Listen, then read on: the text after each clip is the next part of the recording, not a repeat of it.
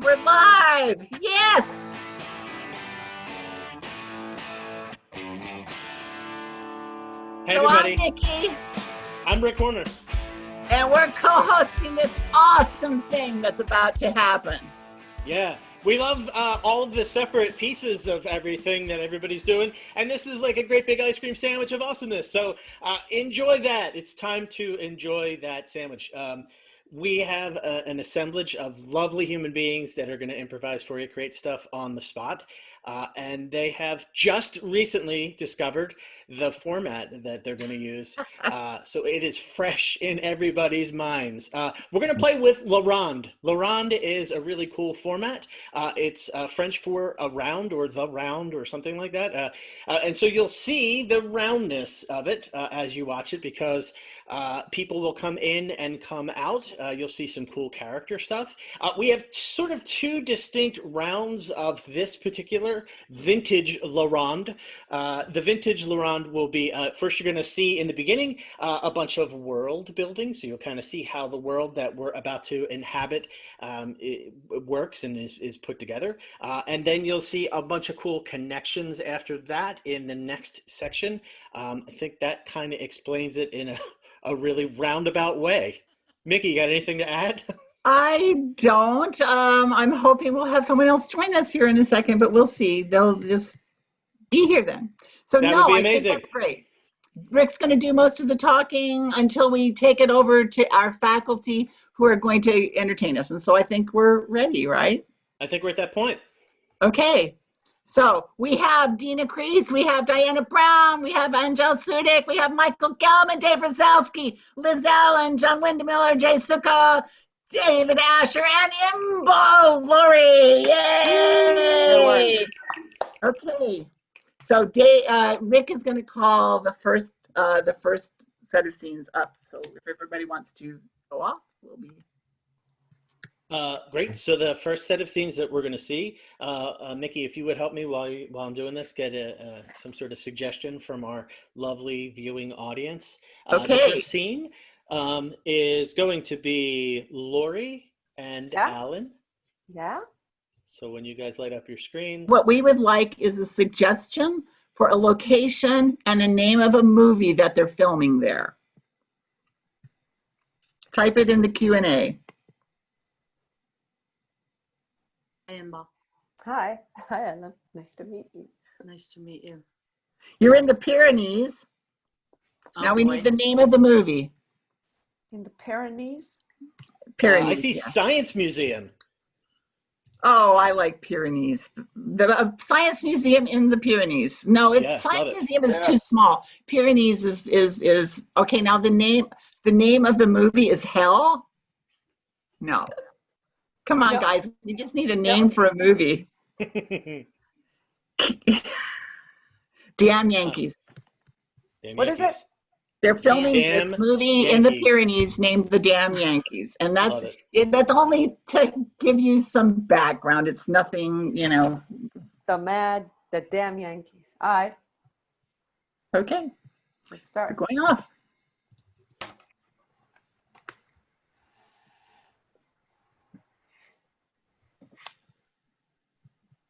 Hi, Teresa. Hi, Clarice. Hi. Nice to see you. I'm at my wit's end. I don't know about you. I'm exasperated and exhausted. Are you? Because of the movie, of course. Yes, of course. High elevation. There's not enough water on set. I'm sorry to always bring you my troubles, Teresa. I'm sorry. I always bring you my troubles. Clarice, it's super okay. This is why I'm here for. I was hired by the production to get the mad, terrible anxiety of the cast members. I'm the sponge. I am here for you. Where's the water boy? That. Yeah, where's the water boy? That's what I'm asking. I mean, okay. I realize I'm a stand-in for lighting, but I still think I deserve some respect for how I'm treated. Yeah, you totally deserve a respect. You're the producer on this set. And if you're not going to be respected, then who the hell is? Those damn Yankees? Right? That's what I was thinking the whole time. So I just can't tell you how happy I am that you're here listening helps. I appreciate listening. I guess I've come here into your little tent and told you my feelings a lot. I'm just waiting for a little action to make my job as a stand-in producer. I understand. I'm waiting for action. You came here to vent, and now you want me to give you something practical that you could go back to life with and demand and get the respect that you deserve, right?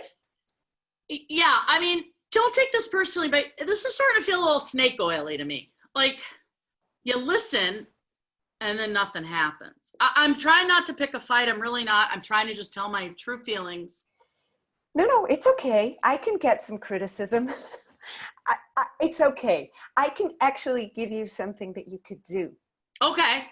That's what I'm looking for. Action. Great. Bring it to me. I need something to do to make this experience more palatable. Think about the Queen of England. Okay. Does she make an effort? Does she work hard? No. She's number one, right? She just sits there with the crown on her hand, looking royal, right? This is what you should do. If you want people to respect you, you don't run around after their respect. You're not scattering, You're just like, hi, I'm here. Serve me. Oh my gosh. You're right. I don't think I'm owning my power enough. Thank you. Thank you. This tent has been helpful.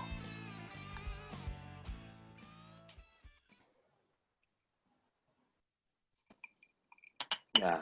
No, he's right here. He's right here. No, I'll call you back. I'll need to call you back. No, great. Billy, I'm so glad you came. I was on the phone with your agent and she tells me you're not happy. I'm just worried, Billy. That's all. I'm just worried, and I'm just worried. Windle, I have one question for you. Go for it, Billy. I'm really interested in this question. I will.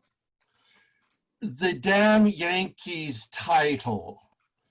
Now, I'm confused because is it Yankees baseball or Yankees people from the North? Billy, you should have read the script before you came on set. That's all I'm saying is that's one of the things that we should do. No, Windle. I never read the script before you got it. You in cement, David. You can't act in cement. I understand. No one acts in cement. You know what? If you can keep your voice down, Billy, that would really be great. Okay. Oh, am I too loud? Now, when you a moment ago, you're too loud, and the Pyrenees, it echoes here in the Pyrenees. It just echoes in the Pyrenees. These are mountains, Billy. And when I talked to your agent, she insisted, she told me, she said, William, she calls you William, I don't know why, William will have read the script. And Billy, you didn't. I'm sensing some tension here, Windle. I mean, I remember you when you were a PA. No, we're not going to talk about. No, we're not going to talk about that. No, we're not, Billy. We're not going to talk about that. We're going to talk about me. No, we're not. You know what? You talk to my agent about me. I am a producer on this set. Windle? I don't like the way you just said Windle. I know you do. That's why I said it. I don't like the way you just said it, okay? All right, Windle. Now knock it off. Just knock it off. I am a producer. We're both professionals, Wendell, and we'll get the job done. That's what we do. Don't make me regret this. Don't make me regret this, Billy. I gave you a chance. You were in prison, and now, all right, okay. Now I'm not in prison.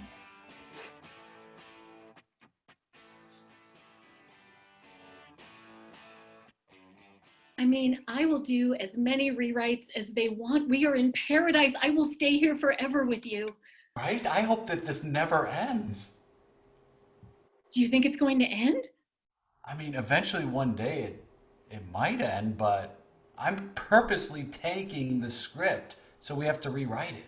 Me too. Oh, it's wonderful. I would sell my soul to stay here. I I mean, how has no one noticed there's already a film named Damn Yankees? I mean, when we went into pitch, I was like, man, we'll give it a shot. And they bought it hook, line, and sinker. And yeah, I don't know, Peg. I just don't know. Honestly, Danny, you are the most devious, brilliant mind I have ever worked with. And I am spoiled now. I never want to work with anyone else. Well, Peg, it's funny you should say that because I don't want to work with anybody either after this. And I don't want to share my life with anyone outside of you after this either.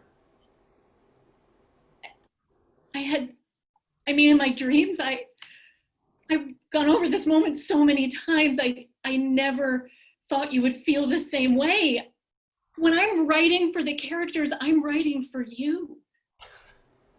Peg, I'm writing for you. I'm writing for us. I'm writing what I think could be, yet I'm living what is better than I could ever have thought. Yes, when I wrote that scene where the general and the private, for no reason whatsoever, fall in love and get married. Yeah. Oh, I'm being too forward. I'm sorry. No, you're not being forward at all. You're being not forward enough. Let's get married.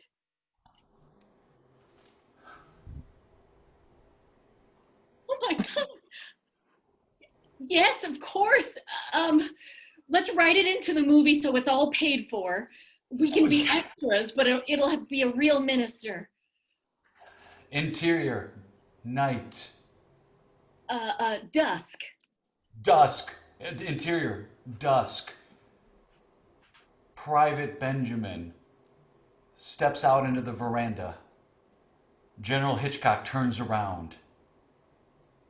The fighting stops as all the soldiers lay down their weapons to allow this moment. Yes, 1,000 times yes. I will spend my life with you. War is meaningless. This is meaningful. It's more beautiful than I ever could have written it. I came here to accept a job, and I'm leaving here accepting the love we have. We'll put that in. So glad my agent suggested I do this.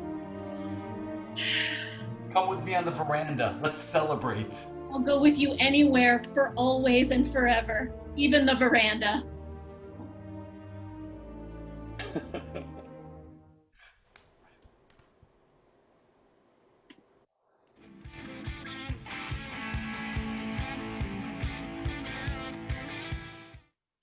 Right, so you've got to write the score to the entire fucking movie now, don't you? You know, your voice is so amazing. There are times I can't even hear you. Oh, I know. I've been practicing my ventriloquism, but I got it reversed. You're always doing the most amazing, reversed, magnificent things. You're a groundbreaker. Thank you. Some blokes go around saying, like, look, you don't see my lips move, but you hear my voice. But right? It's not only baffling, it's charming. That's why, people think that I'm about scoring music, but I'm really about playing with sound. And heads.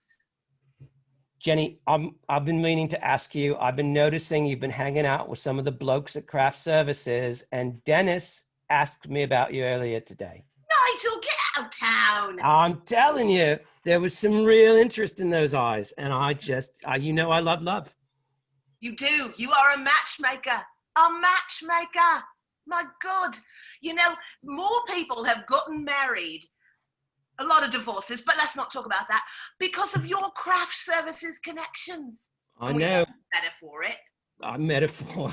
But you've always been this, and it's fun because my dearest friend, and I haven't been able to find love that you deserve, and you deserve love.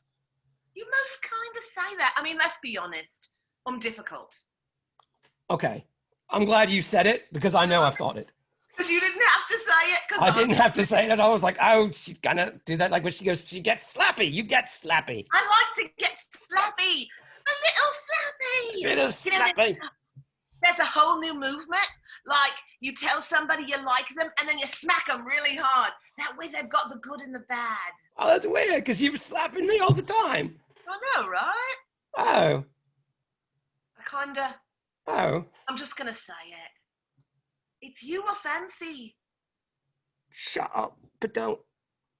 I know I shouldn't. I mean, you're spoken for.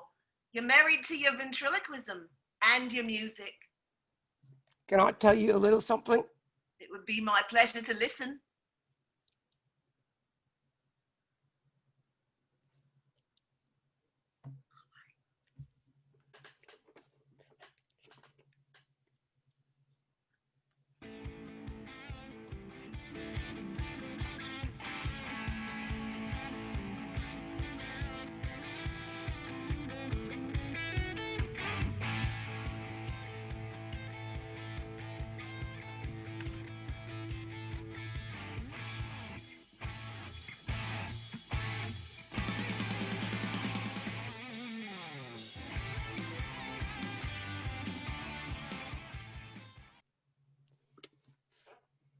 So you want to buy 300 rifles, but you don't want any ammunition or any you just want like... I mean, I'll take it if it comes as a bundle, but I'm just saying I just really want and need the guns, and I'm in a time crunch. So anything I can do to speed up this process would be, for me, worth its weight in gold.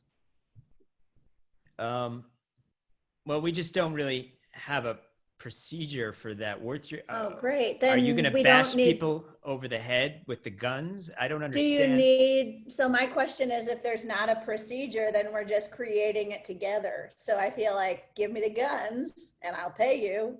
Procedure I'm a very backwards thinking person. I'm not trying to paint a broad stroke of anyone who sells guns or owns gun or uses guns. I'm just saying, me personally, I'm a backwards thinking person, and creating a procedure sounds a little bit out of my pay grade right now. Oh, great. So we won't do a procedure. You will sell me the guns and I will take them away.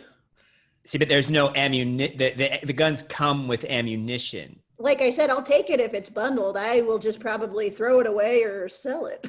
We need a guarantee that you will use the ammunition. Guns must be fired. Guns must be used to attack something, maybe an animal, but maybe something else as well, if you know what I mean. Okay, great. So yeah, I'll do that.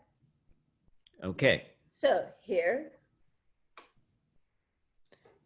This. Open it up. Okay. I wrapped it. This is a very nice gift. It appears to be something one might find in a green room. Looks like there's some Evian bottles in here and some chocolate candies. This here is a script to something. It appears to have words on it that I won't be reading. That's one that I wrote. I give it to everyone. It's just like my little gift of art. Yeah, art. I don't know. I'm not really an art person. I'm not trying to paint a broad stroke about gun owners or gun users or anything related to gun manufacturing and art. Just myself. I'm not an art person. I feel like maybe you are painting broad strokes because at first I was like, he's just said he's not. And then you keep saying it. And I'm like, uh-oh. Mm-hmm. Yeah, I think I'm being called out on something. Okay. And, so I essentially feel like this money that you talk of, it can't be, I don't know if the right word is a prop money or Hollywood money. Like we don't, not speaking generally for gun owners or gun users or anything, but Hollywood money is not really the money that flies in this particular establishment. Okay, I get it. Here you go.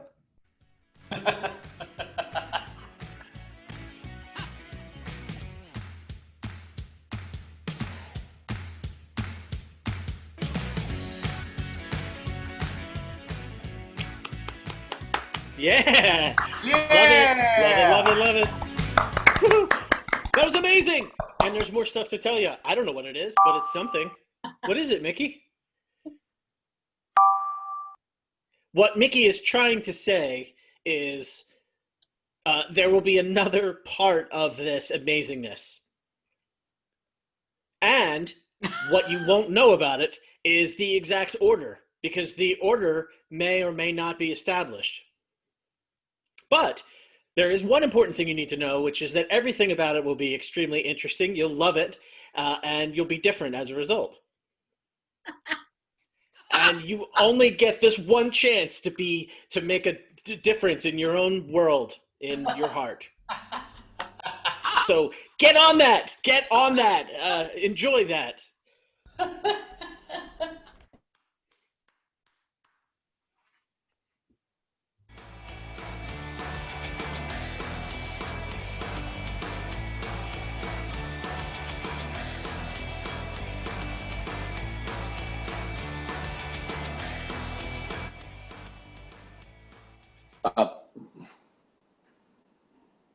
Yes, no. Wait, yeah, right. No, hold on, I'm sorry, 1 second. Yes, I can't hear you. Okay, I yes. can't hear, I can't. Should I go? Should I go or should Okay, I right. You want, if you won't, just wait, hold on. Okay, Just wait, cool, hold on. Great. Can I? I'm not saying. Wait, I just need a second. Just a second. Okay, great. Yes, I'm talking to her now. Okay, lovely, great. Yes, you're the person that I wanted to talk to. Great, I'm here. Good. What can I do for you? Because you called me, so. No, it looked like you wanted to talk to me, so I just hung up with. Oh no, I'm going to talk to you. We're going to talk. Okay, here's my problem. Here's my challenge. Talk to me. It seems that, all right, good. It seems to me that we have this entire movie that we're doing. Production, but everyone's asking me who the director is, and it seems we don't have one. We do not have one. But didn't you read the script? Don't you read the script? I read the script, but the script had nothing to do with whether there was going to be a director in it or not. Yeah, but did you? True, but there was a little thing on the side saying this production is leaderless. We are going to experiment in checking out how a group of people can produce art and creativity without having somebody going like, "Hey, you do this." You see that impression? It's a mustache. Yeah, I don't like the Hitler impression. If that's what was it Hitler? I thought Hitler was like. I think it was Hitler. No, this is Salvador. It's Salvador Dali. I don't know. It seems to be. It could be a cultural thing. I don't know. But I do know this. I have an actor here. I don't know if you met Billy. I did. He's going to need a leader. He's going to need, he could not. Oh shit! I'm sorry. You're with somebody. Oh, wait. Oh wait. No. Wait. It's Billy. I want Billy. Come over here, please. Come back. Billy, come back, here. Billy. Listen, Billy, he needs to grow up and understand that. He's right here. Don't talk to me. Talk to Billy. Billy. Good to see you. Billy, what? Your father was a terrible man. Your father was a dictator. Everything your father told you was a lie and a painful, abusive form of love. You're absolutely right. I know this. I've been in therapy for years. Look, I have to apologize to both of you. When I got the script, I left it at home. On the plane, I downloaded Damn Yankees, but it was a musical, and it was about the baseball team. And now I come to find out that there's guns, and I have to ride a horse, which I don't know how to do very well. I have once. But we absolutely trust your creativity to be on the horse, and your body will just tell you what it is that you need to do. Just like the first time I had a gun and I just knew how to shoot it. It's easy. Really shouldn't have guns. I'm so sorry. I'm sorry. I thought it was a. There's a question here. About the New York Yankees. Could you be your own man? Billy, I'm sorry. Do you have a minute? I can come back. No, stay. Well, I don't want to. Oh, I'm Billy, sorry. No, I'm sorry. And you wanted to talk to Billy. I'm sorry. I don't know where he went. No, you're Billy.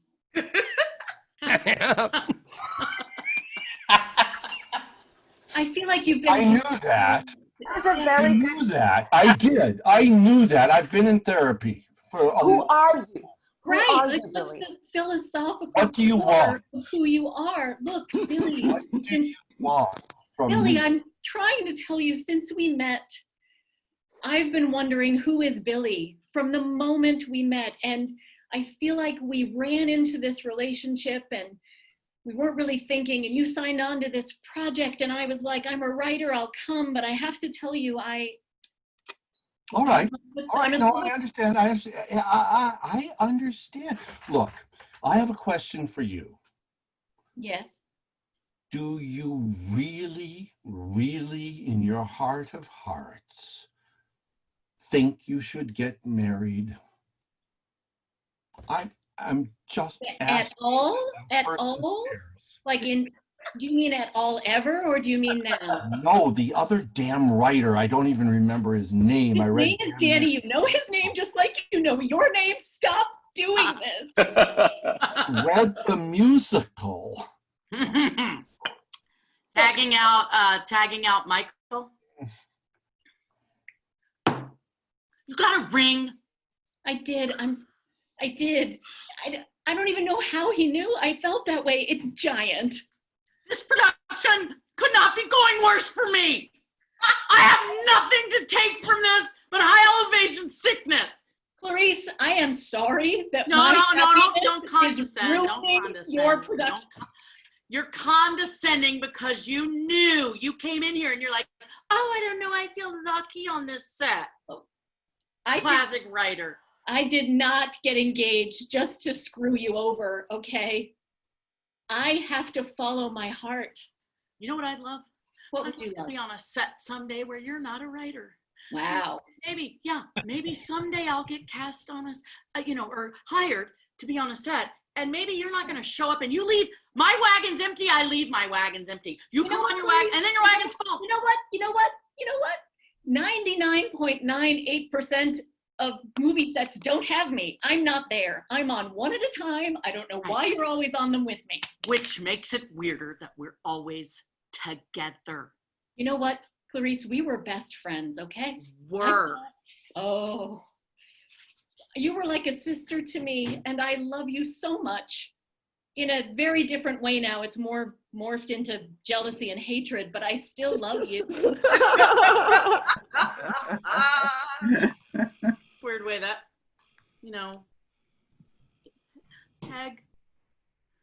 Peg, don't leave me alone. I don't. Why wait forever? Wait, you're leaving me. I'm not. You are. Danny doesn't want to marry me too. Why not? We could. That's weird. That's weird. I don't think they do it like that in the Pyrenees. That's weird. That's weird. I'm saying we have to officially be tri-married. We could just have you with us, and you could support our love, and you could be a key part of everything we're about. Really? I don't want to cut you out. Really? It seems like it seems like you hate me. You just said jealousy and hate. Really? It's a different form of love. Hear all of my words, Clarice. Tag Deana out. This craft service is so good. I know, this food here, it's like Andalusian or something. They keep telling us how great it is. I agree. You say what? Andalusian? I think it's like Spanish. I don't know. Oh, yeah. It's a sausage. Yeah, I like it too. Do you know, so I am not sure who to talk to. About what? What's your problem? I mean, I got a couple. One of them is job related. Okay. And then I got some other stuff just bubbling up. Well, I mean, I got to tell you, I don't recommend the listening tent. Yeah. That is overrated if I've ever heard. I mean, like. Yeah. It's like, yeah, we're all sitting in a circle, but is anybody? No, we don't do anything. We don't do anything. Yeah. It's like your guns without ammunition, right? I mean, you get a prop that doesn't even work, which I'm glad about. Well, what's wrong? It looks like I didn't mean to hurt your feelings. I just know you. I saw your prop list. That's all. I just saw your prop list. That's the problem. Oh, tell me. All right. Pretend like I'm the listening tent. Because you know what? Fuck it. Nothing else is happening good to me on this set. I'll be the listening tent. Talk to me. I love it. And you know what? In our version of the listening tent, you'll actually listen. And you know what? I'm going to take an action. I'm going to put ammo in your guns. Okay, because that's the problem. I got ammo, but now we have to actually kill people in order to complete my contract. Every single bullet needs to kill a person or a thing. Do you know the writer Danny? Yeah, the one that's not a woman. Yeah. Also, not a well, I just was going to say, if he accidentally died, it wouldn't be the end of my world. Okay, it looks like we are listening. I hope this tent is closed. Yeah, it's a closed tent. As always, whatever you say in the tent stays in the tent, except for the action that you take outside the tent. You know what? Wait, while we have a moment, I just want to apologize. I was kind of jerky to you because I think I'm higher status than you on the set. I just want to apologize. I was jerky at the beginning. I was a jerk because I'm bitter and lonely. I'm sorry. Yeah. No, but you're also legitimately higher status, so I don't. Well, I am. That's true. In movie hierarchy, I am. But you know, you're all right. You're all right. Yeah, and you know what is the other thing? Do you know what my job is? Well, yeah, you get lists and you get stuff. Oh, okay. It's really important, actually. Yeah. I got lists. I can't believe you brought a gun to the listening tent. You can't believe it? Or well, I'm sorry. I believe you got the gun. I believe it. I believe it. Yeah. I'm sorry that it's come to this. I'm one nice of the few male writers on this project. Oh, there's two. It's rare that you get two in the same room. Look, if this is about patriarchy, I agree. It's a problem. No. Okay. No, this is not literally. It's got literally nothing to do with patriarchy. I just made a written and spoken contract with the person I bought this gun from that I would use it to kill people. And I respect. Can I just, I don't know if this is a last moment situation or just a strange way to bond. I'm pretty open to how it works. I'm glad. I feel like too many scenarios are like, it's got to go this way. Like there's fuck Chekhov, right? Yeah. Whoa, what's with the cherry tree? Right? Like, who cares? Maybe it just fucking is a tree and like, that's it. Yeah, and it's like, that's symbolism. If we wanted to do Chekhov in current times, we should change the symbolism because that doesn't work the same way as it did in Russia. It's like, adapt.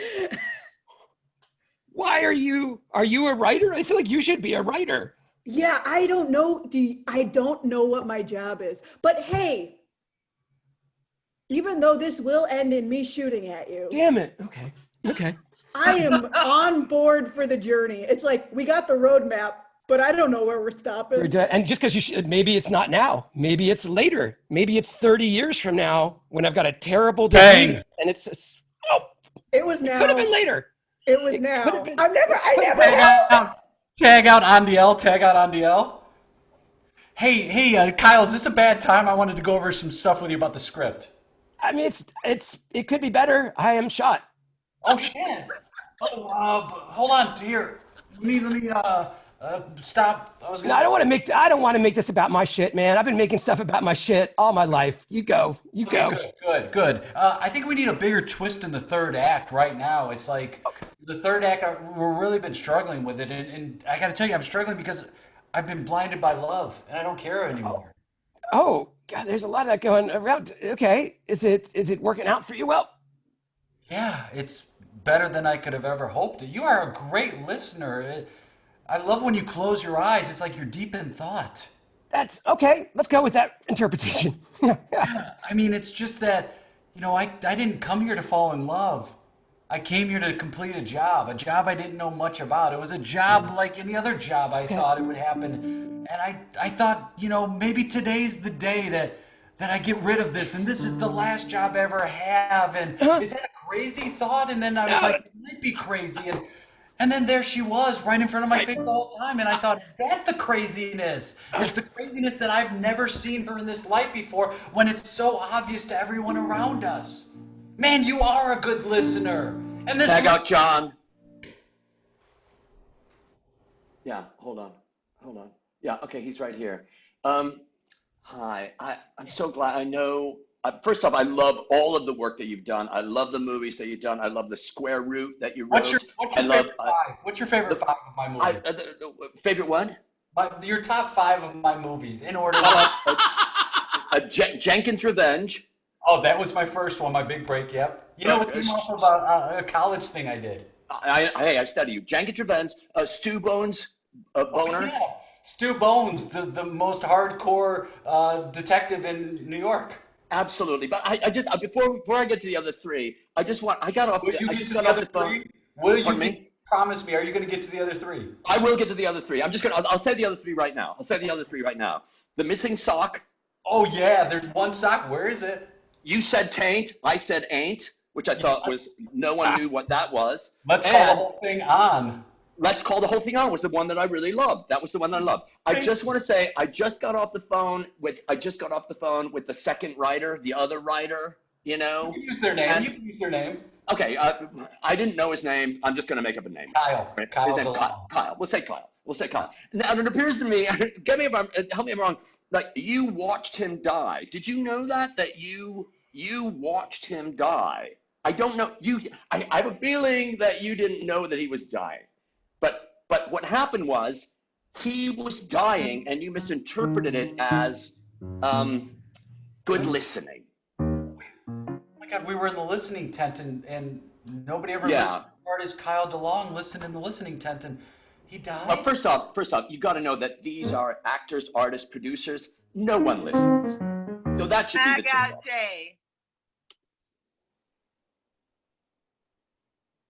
Hi, I'm calling from a safe place. I'm Billy's therapist. And I'm just checking in because his career's in the dumper. Oh, I understand. And between you and me, it was always in the dumper. Oh, I know. It was never not in the dumper. So I'm glad, like, things are going consistent for Billy, and I think that is really terrific. I want a baseline for Billy, you know? Mm-hmm. I'm thinking, and I know I shouldn't do that because I'm not a director, producer, writer, or actor, or agent, but just a therapist. By the way, you're a wonderful listener. Thank you very much. I just want to take a moment now to just say this. Yeah. Your voice is calming. Your voice is soothing. And I don't know you because we're just on a phone call here.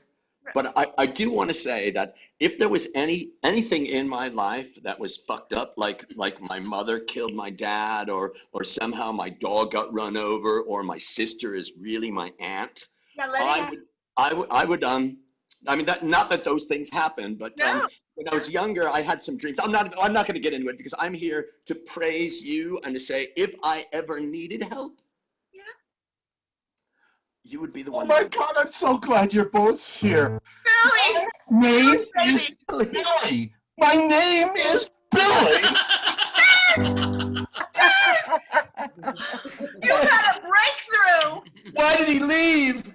Well, he can only handle so much personal elucidation at a time. Billy, I have to find him. Billy. But here's the thing. Would you? I may need you later. I'm here for you at $75 per minute. I have insurance. I'm glad. Billy. Oops. Billy. Hi. Billy. Oh. There's a lot of dead people. Sorry? I want you to unburden yourself. You've spent so much time in that tent. I just feel that we've lost many lives on the set right now. Yes. There's this woman walking around with a gun. She's on a mission to finish the ammunition. Right about now, we have 30 people who died, and Bang! She's like all over the place. When you see her, just raise your hand and surrender. Okay. I did not plan to see so many dead people on the set. I thought it was going to be a love movie. I thought we were going to talk about relationship and how people find love. Nobody feels like they're being heard, which is weird because that's all I did in the tent, just waiting for people to come over so I can talk to them. And I'm like, maybe you just listen really loudly. How do you do that? How would one I listen? don't. I listen quietly. But perhaps you listen at a very high volume, drowning out the words of those speaking to you. You think? But I'm just spitballing.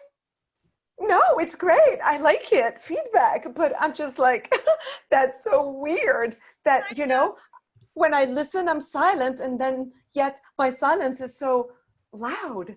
Yeah, now that you're talking, I feel heard. Do you?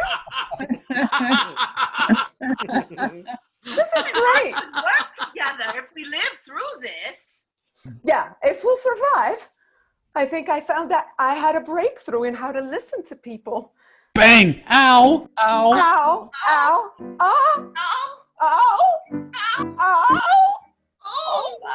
Oh! Yeah, if you can see me right now, it's not a good sign. It's not a good sign. We died!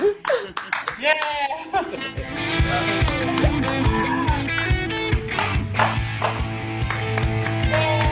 Hey, come on back up, everybody! Come on, everybody!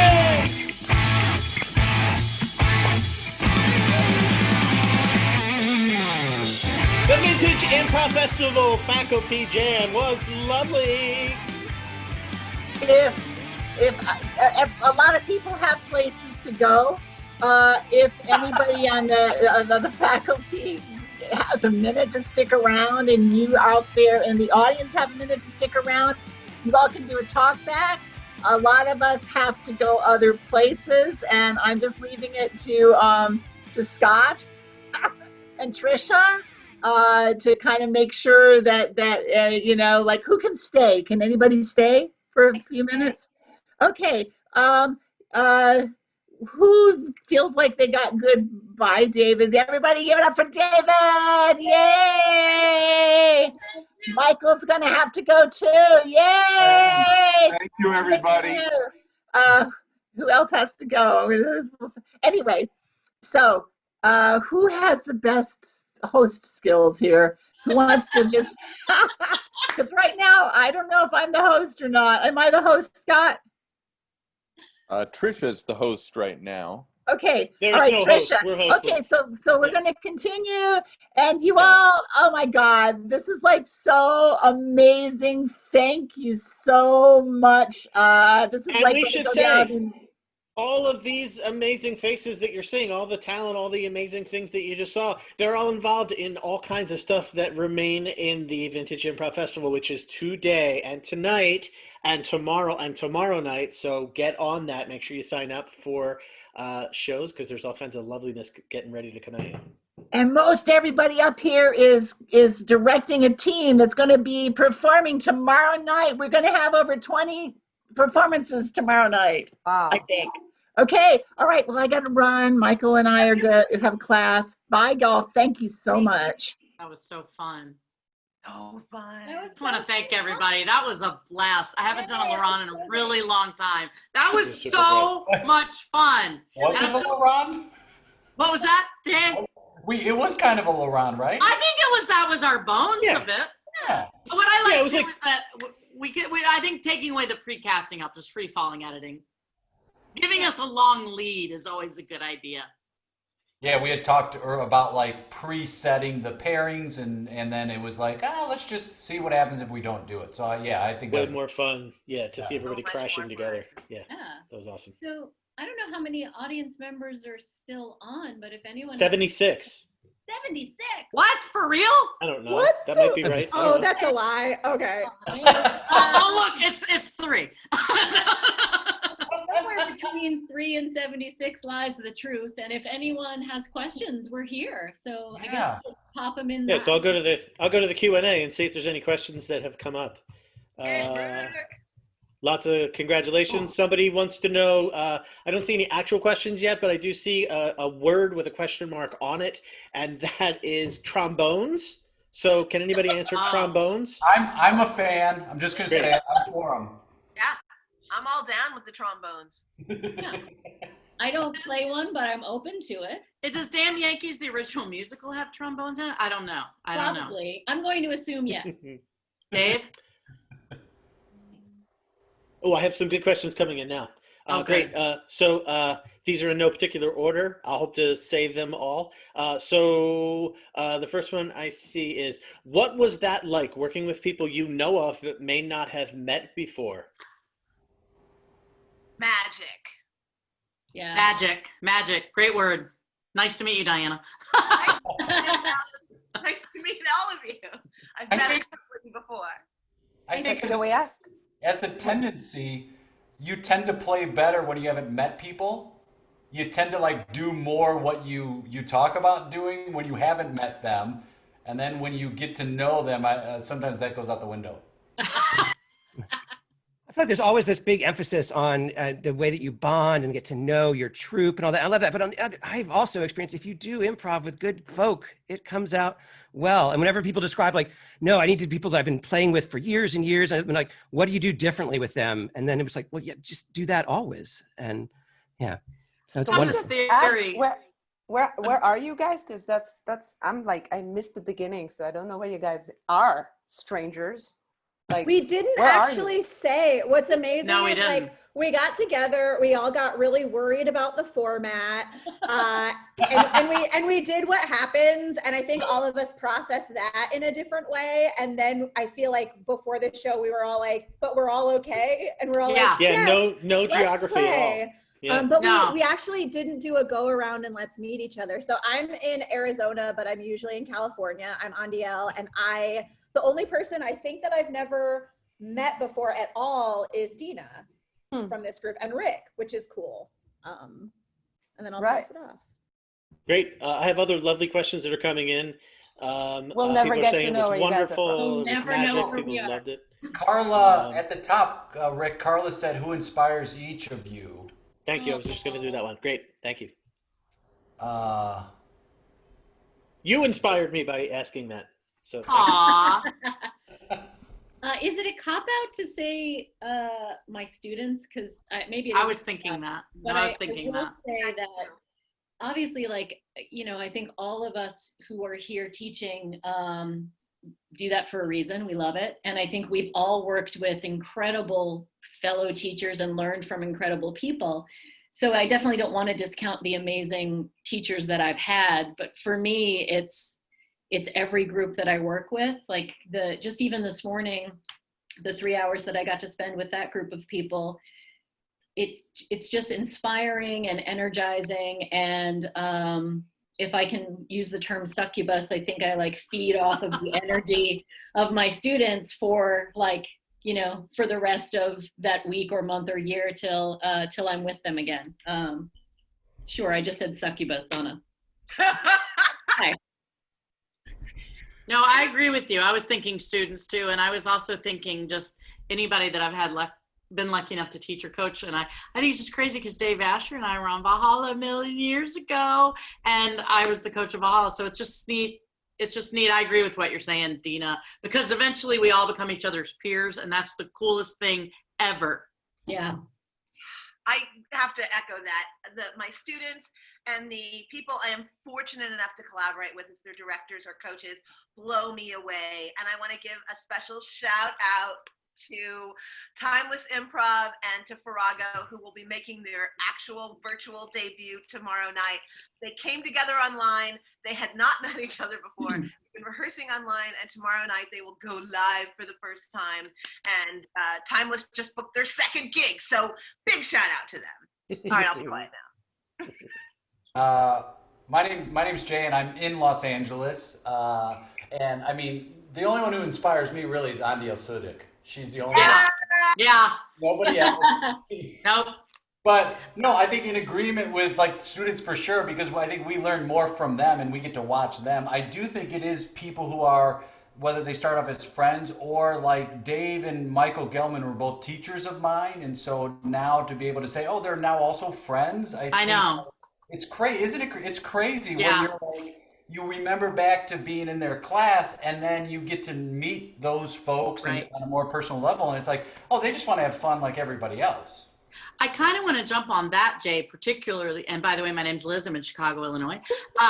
Jay, if someone had told me in 1992 when I'm parking at Second City and I'm peeing, I'm so nervous because I'm about to go into Gellman's class, or Colbert was subbing for Fran, or Dave Razowsky was in there. And I remember the first time Dave came in, I was like, oh my God, I just saw this guy on stage. I can't talk to him. And now, 25 years later, this is happening, or 28. This is what I want to say to everybody, like the students, like you guys are going to be playing with your teacher someday. It happens.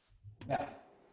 I think that's one of the, like the big secrets. I'm John. I'm in DC. I like this sub game that we've got going. I also think, like, essentially, like when we say that we learn from our students a ton, it's absolutely true. And I think there's a fun corollary, because I was just having a conversation with the teachers about this. If you ever have a teacher that seems like they're giving you a note that they seem like not a harsh note, but like they're really passionate about it, it's probably the note they need to hear themselves. Like that's what I've often noted. So like we often learn from you, like, yeah, including when we're going like, oh, I can't believe you're doing it. It's because we're going like, oh, I can't believe I do this all the damn time. Yeah. I've made that mistake a lot, in particular recently. I couldn't agree more, John. I'm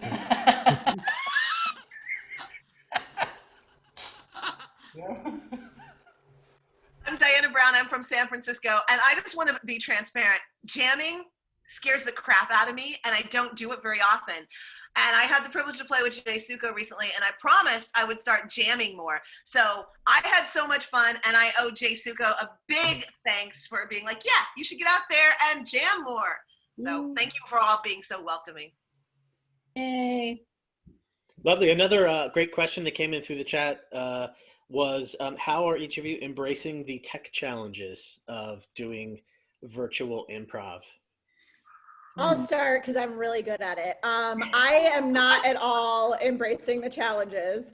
I'm like aggressive, and I say this at the top of all my classes, like, I don't really know what I'm doing with the tech, but I still want to connect and do the part that I'm good at. So I will say that I've been like so fucking lazy about it because I have just enough space to show up right now. What I've noticed in continuing to do that is some of the cool things about Zoom that has come up particularly in classes this week is people have pointed out how close your face is to the camera. Yeah. So you get so much more little nuanced acting and reaction that on stage you would not normally get. Like right now, I know how many people have been in the sun this week. Sorry, that was Jay. I'm so sorry. But that. He's always sunburned. He's always sunburned. But that to me has been really cool this week is like, so I didn't actually answer the question, but I do love how much expression and silence I've been able to see in classes. And now I'll let someone better. Yeah, I think the same. My name is Inbal and I'm in Jerusalem at the moment where it's night. But yeah, I think the same. I'm saying like, as long as we do this Zoom thing for like a period of time, and this is not what the rest of our lives going to look like, because that would be like a little bit too much and depressing. But since we have this like time out, then I can actually look at them more. I can actually direct them, I think, more about their performance skills and more about their acting skills, because I get to see them so well. And another thing that I noticed is that just becoming better listeners, because when they're on the stage and there's like so many things happening and other people and their listening is terrible. But when they're focused on the other person's face, all of a sudden they get more, they listen more, they react more. And then it's easier to explain this little thing of like, you don't have to invent anything.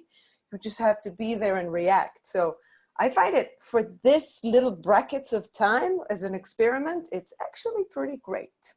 Yeah, I'll add to that. This is Deana. I'm in Boston, Massachusetts. I think it has forced patience in a way that we don't often get when we're all together on stage. I definitely think it's improved people's listening. I also think there was a turning point, when sort of March happened and everyone was trying to figure out like, what do we do? And it seemed like there was a lot of either like shut down, I don't know, or let's take the thing we did on stage and try to force it into this frame. And it, I love that people are experimenting and like trying to march forward. And I think that we've seen more recently the idea of let's, instead of pushing back on the fact that we have to do this online, let's embrace what this can be. So like, what does improv look like in this box now, and how do we feed that? And that's sort of like, I'm excited this weekend to be playing with a bunch of people who are all trying to figure that out together. I agree with that. I also wanted to say along those lines of not make it don't bring exactly what we did into this box. I enjoy there's no audience response. So I notice nobody's, I'm sure you all, I mean, Jay and I think even talked about this earlier. There's no vamping because there's nothing to vamp to. I do now want to do a show that's just all vamping to no one. Let's do it. Let's do it. No one. Let's do it right now. Lights up. What Miki can't stop us. She's gone. Yeah. Rick will have to like rein us in. And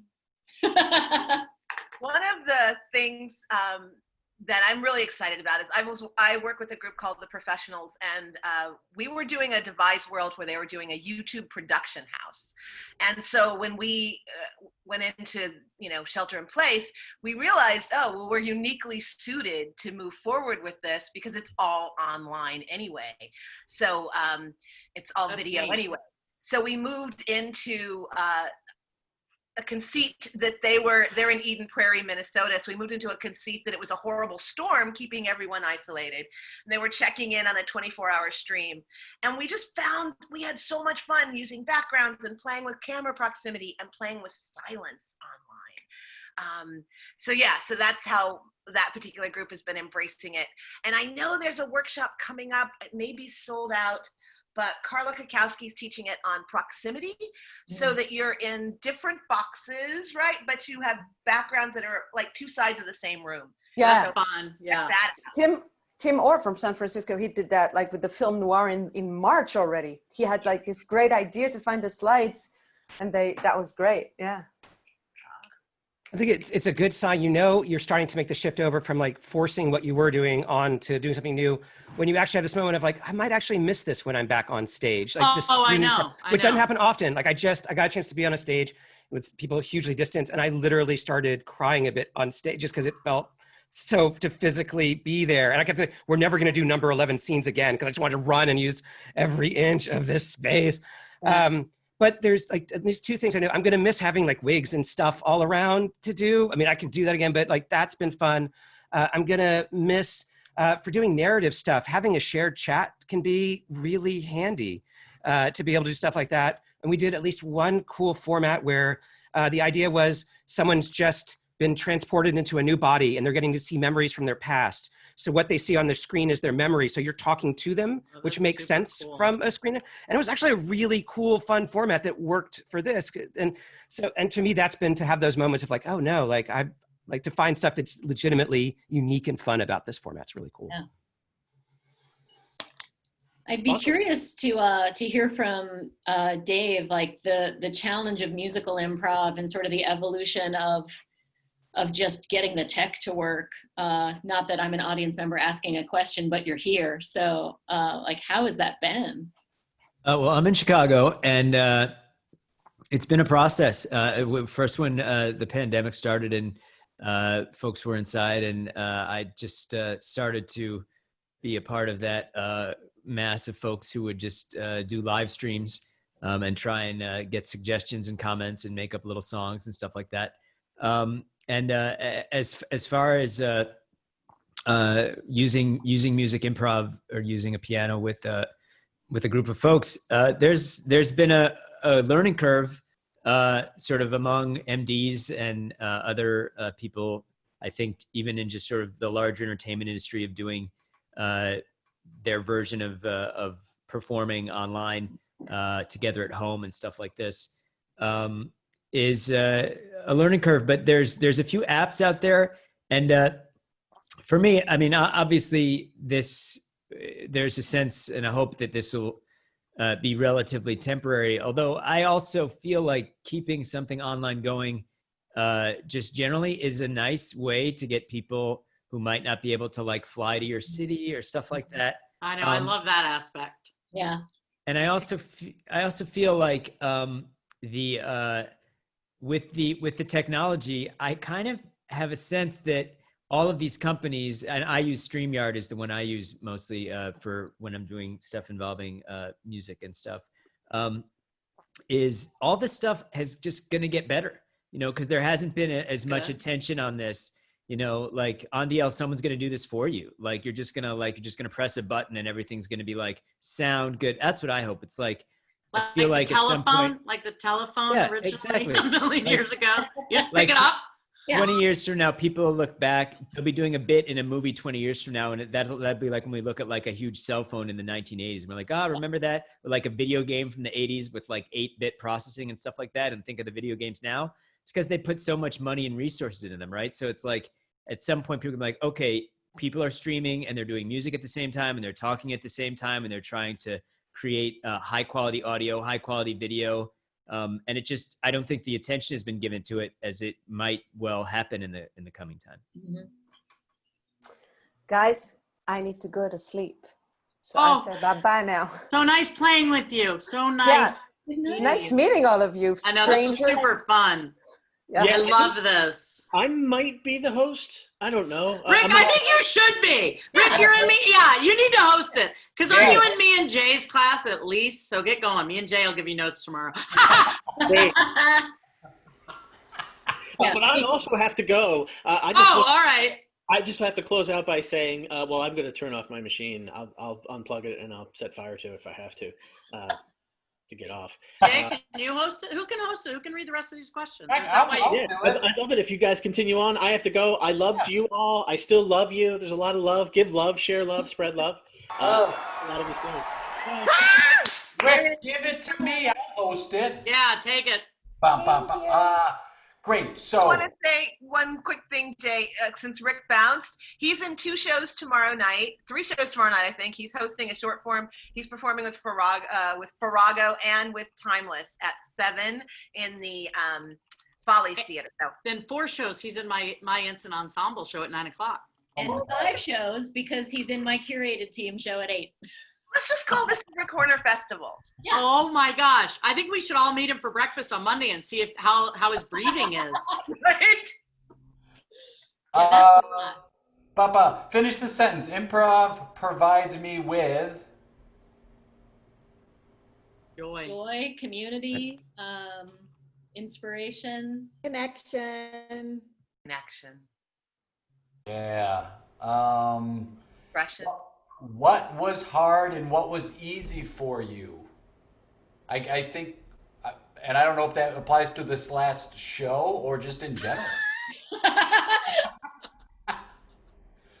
I mean, I think we should have recorded that pre-show thing we did, which was here's what happens to me in most of the shows. Somebody comes in and goes, okay, here's what we're doing. As soon as that's said, I am like, oh, shit. I know. Jay, was a classic green room. Green room of like veteran improvisers. God. And I'm like, my thought and my response always is, I'll give it a try. I know. I don't know. Let's give some backstory.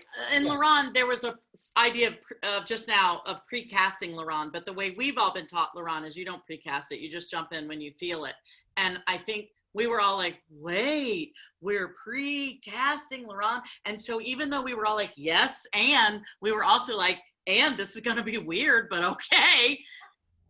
Yeah. Well, and I think I think the overarching thing to me that I love about that, or the thing that reminds me of constantly, is though we all speak the same language, we all speak it with very different dialects. So sometimes we all walk into the room being like, I know what a Laurent is. I know the right way to do it.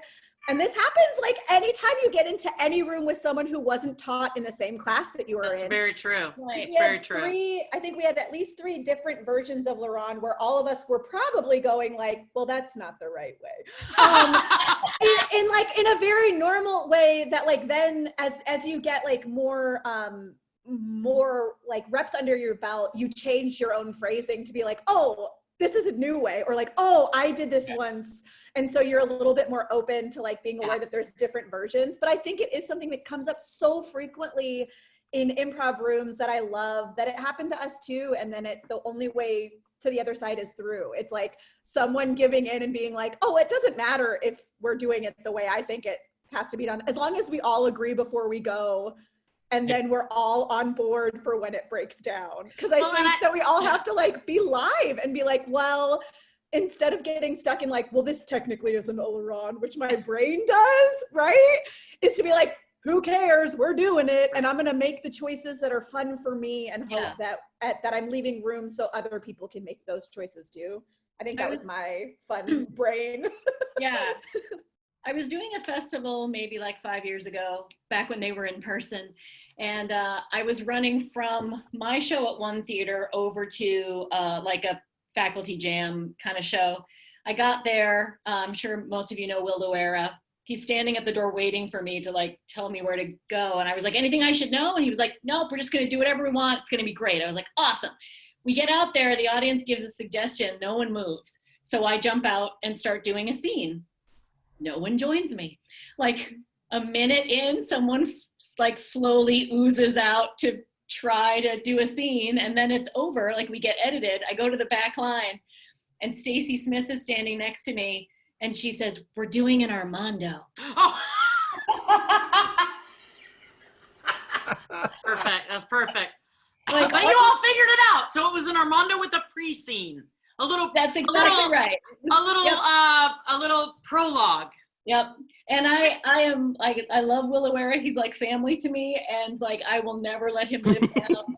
Why did you answer the question? Now you're fine. Doing with whatever? Just say Armando. Just say Armando. But you know what I think is funny, and I saw this in our green room experience just now, is that we all want to ask these detailed questions to understand the terrain because we want to make each other look good and we don't want to mess it up. Like we all would feel terrible for like, oh no. And then ultimately we all then remember, we can't mess it up. Everyone's going to say yes. Like, but it was a fun thing of, I agree with the dialect, but also of all of us is like, okay, wait a minute, what? And I think I heard a lot of respect actually in the green room. I think it's neat that it comes from, like you asked respectfully, anything I should know? Yeah. Isn't it also really fun when like the most veteran people go, I'm not following what, I think there's a bit of freedom when somebody you look to is like, well, they know. And they're just like, they have the bravery to say like, I'm still not getting it. And then you go, okay, cool, I'm not the only one. Because I think a lot of times I look around and everyone's like on board and I'm like, wait a minute, what? Okay, pretty what we're doing? Cool. Another question was, what's your favorite moment from the show? So this show we did, what was your favorite moment from it? The green room. Kidding. But it is, right? I mean, a lot of times that's the best part of the show is the time before. Yeah. Like I've had that show is amazing. I gotta think. There's so many favorite moments. I'm going back over. When Gellman jumped in just to say he remembered his name, and then jumped out immediately. Like I was like, oh, that's so smart, and it's such a cool, like use of this technology that like we can jump in and jump back out. I was like, oh, that's so good.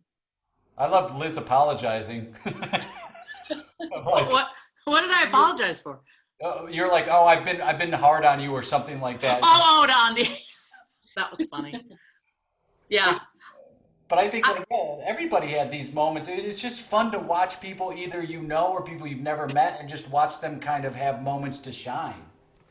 I love the wig, John. Holy cows, losing. And then Deana was so immediately like, she's literally dancing at the top like, there. Look at those two. Look at the group mind in that scene. It was so much fun. And we've never met. That's on the folks. I know, I love that. Yeah. Also, I gotta, I'm sorry to interrupt. I'm sorry. You're gonna say something, Deana? No, I just said we never met. I was echoing John's statement. And then you guys ended up with your pattern at the end. That was so crazy. But Deana, I'm actually so glad that you did what you did when he said, who's Billy? And you were like, well, you're Billy because you played this reality. That just happened in a class I was in recently. Someone forgot their own name and everyone's like, but I wasn't supposed to say no. And I was like, but you got to say yes to the reality. And then you just demonstrated that. And I don't think anyone from that particular workshop would be watching today, but I wish they were because you handled that. You didn't make him look bad. And we all knew, oh shit, Michael's Billy. Worked out great. I think you could. I think these are going to be recorded. The show might be available to pass on later, so maybe pass. I'll on. make it homework for that. I'm going to make it homework for that workshop. It was such a gift too because it gave Billy so much more like crazy. I know. I mean, I think my favorite part was everything Andel Sudik did because I think she is the true inspiration to us all. I do. What I loved about that too, Jay, was that Dave just kept bringing in this gun agenda to like some lousy prop schmuck. She's just a prop gatherer, and Dave's so good. He's just so funny. So funny. I love that if the bullets didn't get used, she didn't get paid. Dave Asher, what was your favorite or a favorite moment from the show? Well, I thought it was fun to play with Andel. We know each other from Chicago, so that was super fun for me to play with someone who I've been just doing music for such a long time. I got to say, the Billy thing gets me as well, especially since that is a name that for me has always been the name that people make fun of when they say, pick a name with intention, and they say, don't just call everybody Billy. So true. What's the best performance note you've ever received? Mine came from Jean Villapeak, and I'll never forget it. And she said, she stopped a scene I was in, 15 years ago, and she goes, hold on, do you like each other off stage? And I'm like, yeah, we're best friends. She goes, like each other on stage. And it changed, that moment changed how I improvise. I was like, oh, yeah, I used to do that a lot. And then it became more fun for me, is to have these moments of I'm just enjoying who I'm with on stage. So that for me really was maybe the best performance note. The best performance note I ever got, and I always have to give it with a caveat, like it sounds like a mean note, and you just have to. It was from Jet Eveleth. It was like a solid decade ago, and you just have to know the Jet is a fundamentally deeply beautiful person. So this is going to sound like a rough note, but it wasn't. So it was in this middle of the scene. It was very wonky and silly and whatever. We were rolling around on the ground, and she like looks down and gives a side note. It's like, I'm sorry, but I don't fucking believe you right now. And like, it's just like, I need you to invest in this a little more. And it was just, I love that. And you just have to trust that it was done with it's like, I want to believe this so badly. Help me believe in it. It was just a beautiful gift of a note. And so. Well, she sounds so invested. She's so invested to give that note. That's. Yes. When I was a very baby improviser, I went to one of those, like, it's a weekend in the woods at like a real camp. And we all, as adults, we go there and do improv. And I had maybe been improvising for like 6 months, and I was an adult. Like, I came to improv later in life, in like my 30s, or maybe my late 20s. And so one of my first like master classes was with Susan Messing.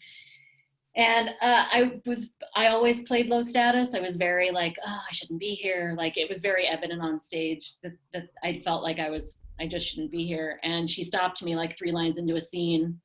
Maybe it was my second or third scene in the class. And she said, do you deserve to be here? And I said, I don't know. And she said, you fucking deserve to be here. You fucking deserve to be here. Now get in there and act like it. And for me, it was like, thank you for giving me permission. She's also one of the first female teachers I had had. There weren't many women in Boston or at that camp doing improv. And so like to have someone give me permission to be in the room was like huge for me. I think that's beautiful. That's so Susan too. Yeah. I was right. It sounds like a Susan note. Where's the cursing? Yep. Yeah, I cleaned it up. I actually cleaned it up quite a bit. That's so neat. You know, I'm having trouble remembering one particular, although I know there must be, but what keeps coming up to mind is I remember Del yelling at me once to shut up. And I was like, oh, okay. And he said, if you can't shut up, you can't hear him and support him. It was very logical. And he was right. Shut up. And then concurrent with that around the same time was when Miles Stroth pulled me aside and said, don't forget the suggestion anymore. Because there were so many times when like I'd be like, I don't remember what were we? And he's like, just make a point to remember the suggestion. I've carried this with me for decades of him saying like, you don't have to use it all the time. Pay attention to the suggestion. And it just kind of blew my mind about being here. This is what we're doing now. That's so funny, Del Haviland. That's hilarious. In the chat, we have a little sarcasm going on in our chat. That's hilarious. Because Jay's computer is frozen, so I'm. I can hear everyone, but I'm just frozen. Oh, well, we can hear you too. That's cool.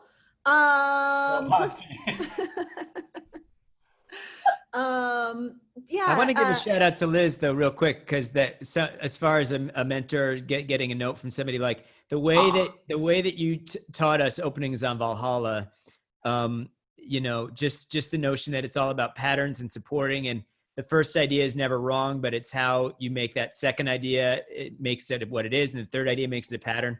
Like we just kept drilling.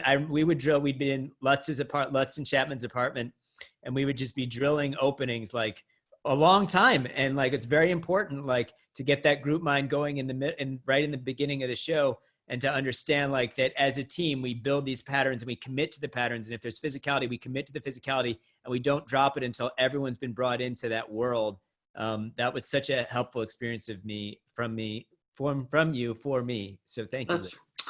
You're welcome, Dave. Thank you. Oh my gosh, that's beautiful. I remember that. I love those sweaty moments in that apartment. Those were beautiful times. Truly, like beautiful. Liz, I mean, this is getting a little bit like eating your behind, but you were a huge impact on a lot of the people that were my teachers. And I know that the first group that was created that I was in was created by Piero, and he's I know he's so sweet. Took all of your stuff, and it was so group mind, and I think created a space early on that felt really safe and really interesting to explore. And so I feel like that's such an interesting timeline, and how many different places that went and how many different people that affected is just cool. Again, and to like this came up earlier, but then to get to do a scene with you or to see you throughout.